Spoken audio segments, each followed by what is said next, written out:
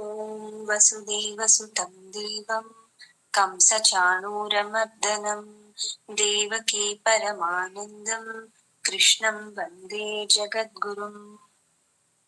శ్రీమద్ భగవద్గీత మనం 11వ అధ్యాయం మొదలు పెట్టుకున్నాము. విశ్వరూప సందర్శన యోగం లేదా విశ్వరూప దర్శన యోగం. మొదటి 2 శ్లోకాలు చూసాము. అర్జునుడు, నువ్వు చెప్పిన నీ దివ్య విభూతుల గురించి నేను బాగా విన్నాను కృష్ణ, ఇప్పుడు నా మోహం తొలగిపోయింది అని చెప్పాడు అర్జునుడు.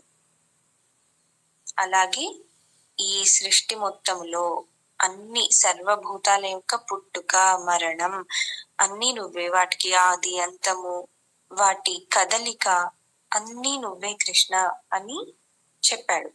ఇప్పుడు ఇంకొకటి అడుగుతున్నాడు కృష్ణుడిని. ఏమని? 3వ శ్లోకం చూద్దాం. ఏవమేతత్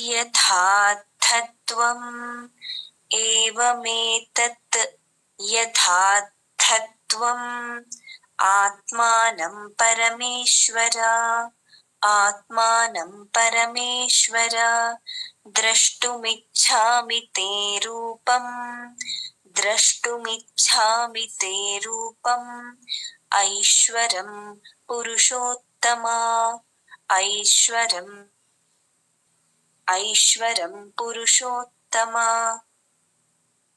ఏవం ఏతత్ యథార్థత్వం.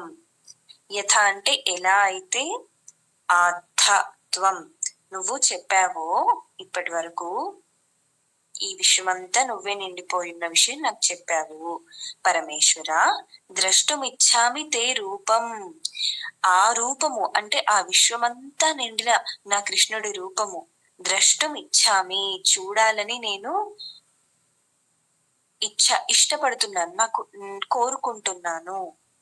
ఐశ్వరం పురుషోత్తమ, ఆ దివ్యమైన ఐశ్వర్యవంతమైన విశ్వమంతా నిండిపోయున్న ఆ దివ్యమైన రూపాన్ని నేను నా కళ్ళతో చూడాలనుకుంటున్నాను అని నివేదించుకున్నాడు, అడుగుతున్నాడు కృష్ణుడిని. ఇంకా ఏమడిగాడు? 4వ శ్లోకం కూడా చూడండి. మన్యసే యది తచ్చక్యం మయా ద్రష్టుమితి ప్రభో యోగేశ్వర తతో మే త్వం దర్శయ ఆత్మానం అవ్యయం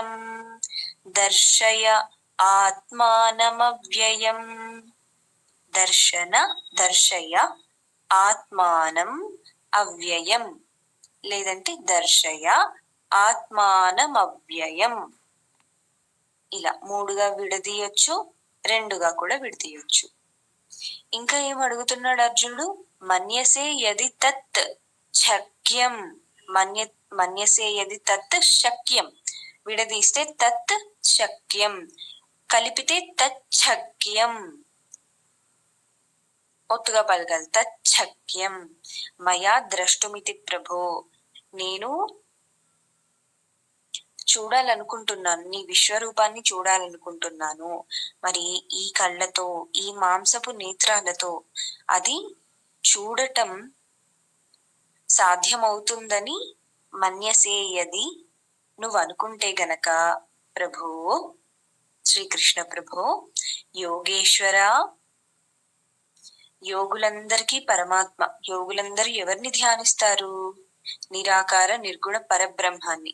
ఆ నిరాకార నిర్గుణ పరబ్రహ్మమే శ్రీకృష్ణుడు. కాబట్టి యోగేశ్వర, యోగులందరూ ధ్యానించేవారు ఎవరైతే ఉన్నారో ఆ పరమాత్మ నువ్వే కదా. తతో మే త్వం, ఒకవేళ ఇది సాధ్యమే అయితే నేను నీ విశ్వరూపాన్ని నా కళ్ళతో ఇప్పుడు నేను చూడగలను, చూడడం సాధ్యమైతే తతో మే త్వం దర్శయ, అయితే నాకు చూపించవా. దర్శయ అంటే చూపించు. ఆత్మానం అవ్యయం, నీ అవ్యయమైనటువంటి రూపము. ఆత్మానం అంటే నీ యొక్క అని, అవ్యయమైన, దీనికి ఆ తగ్గిపోని లేదా అనంతమైన శాశ్వతమైన ఎప్పటికీ ఉండే ఆ వస్తువు అని అర్థం అవ్యయం అంటే. అలాంటి ఆది అంతము లేనటువంటి ఆ పరబ్రహ్మ రూపాన్ని, ఆ విశ్వరూపాన్ని చూడాలనుకుంటున్నాను. అది సాధ్యమైతే నాకు చూపించవా కృష్ణ అని అడుగుతున్నాడు. తత్ శక్యం, శక్యం అంటే వీలవుతుందా, సాధ్యమవుతుందా అని. కృష్ణుడు ఏమన్నాడో మనం రేపు చూద్దాం. ఈ శ్లోకం ఇంకొకసారి.